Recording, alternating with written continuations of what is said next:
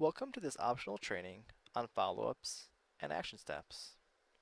We're currently on the home page, and I want you to take note of the follow-up list section.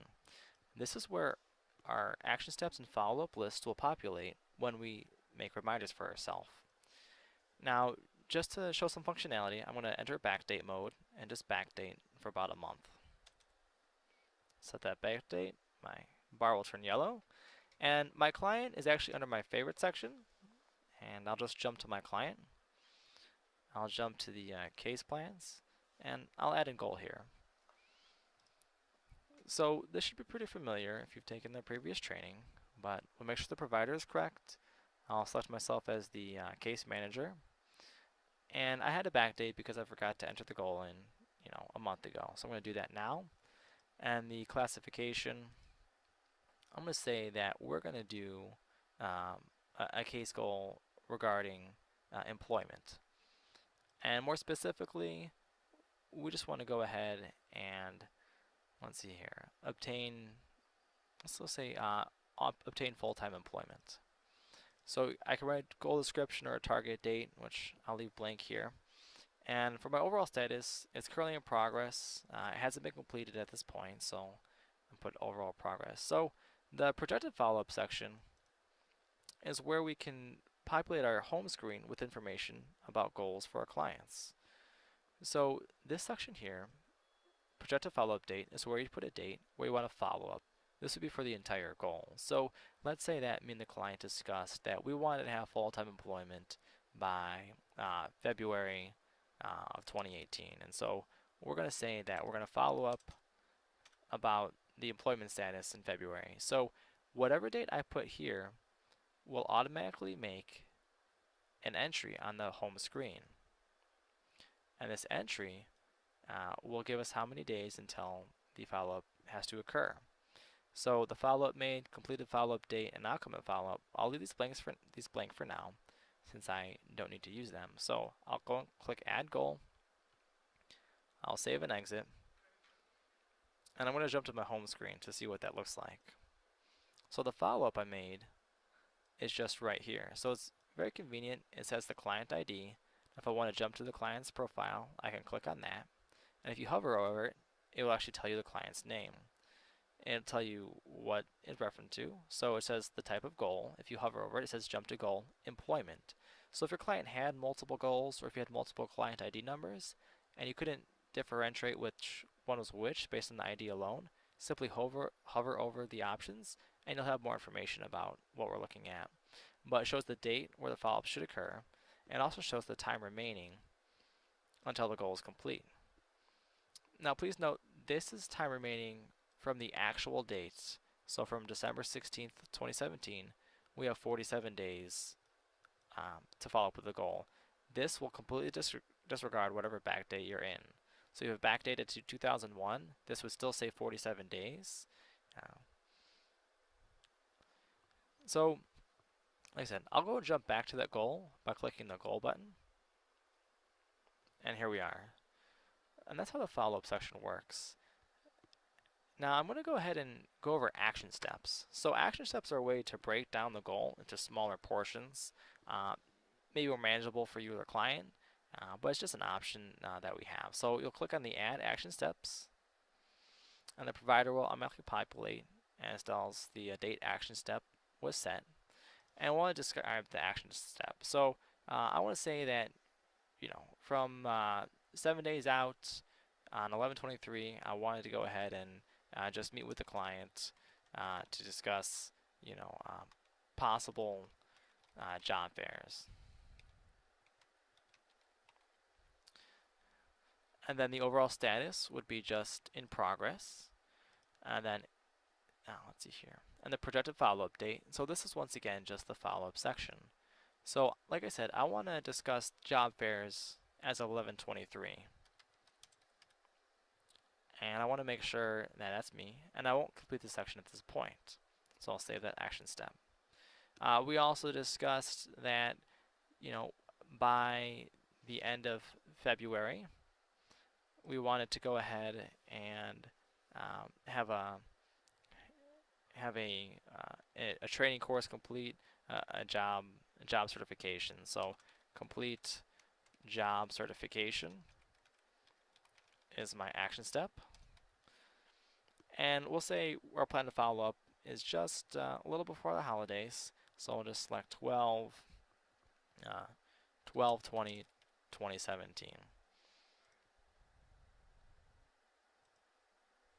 Oh, and I should complete the overall status field, which is in progress.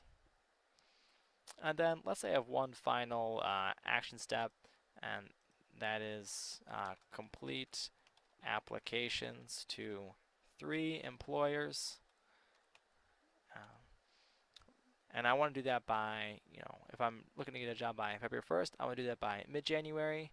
So this is in progress, and I'll say I want to follow up with this goal as of mid-January. And I'll save that action step. So this action step section has broken down this goal, obtaining full-time employment, into smaller steps. Meet to discuss possible job fairs, complete job certification, complete applications, and this could be a more manageable way to address these goals than to doing them all at once.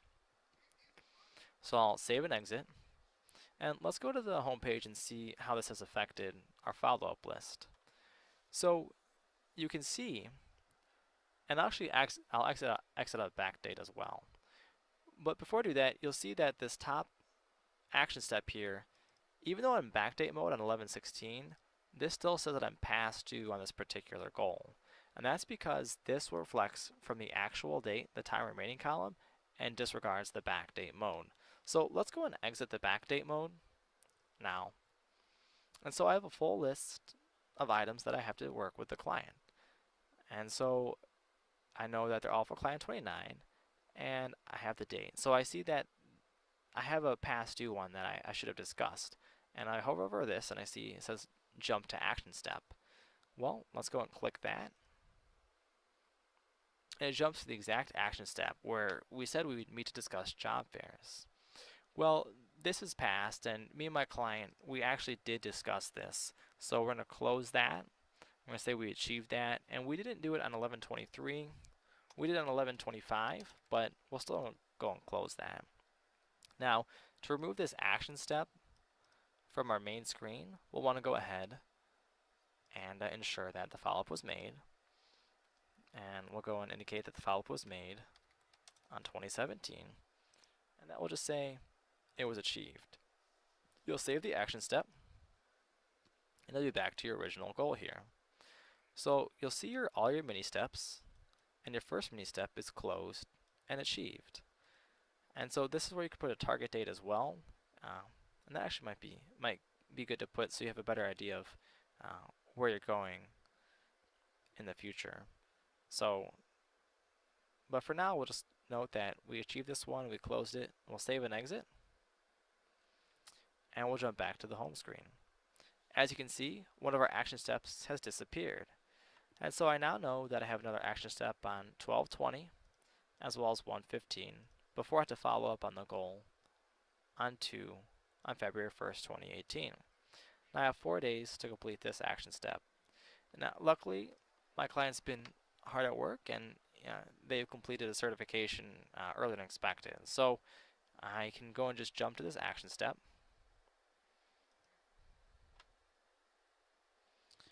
And they've completed this. So I'll just go ahead and indicate that they have gone ahead and achieved this.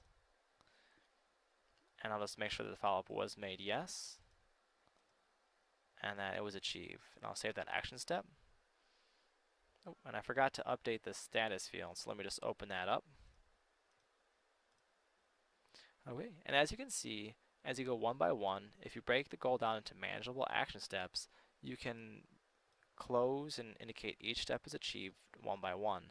This may be a good way to track exactly how your client is doing with the goals, because some of the goals, like obtaining employment, can be pretty broad, and breaking it down can be an easier way to track your client's progress, as well as what steps they're in currently. So I'll save and exit this, and jump back to the home screen. And as you can see, that action step has also gone. Now, of course, you can always go to the client's profile, go to the Case Plans tab, and manually open the goal to look at these action steps as well. But by filling out the follow-up sections that appear here and under the action steps, by filling those out, you have a convenient way, a convenient follow-up list to know exactly that you have some upcoming information, some upcoming meetings and upcoming goals that you should address with your clients. And so that's the follow-up section and the action steps within the goals. We appreciate watching this additional video, and we hope you have a good rest of your training.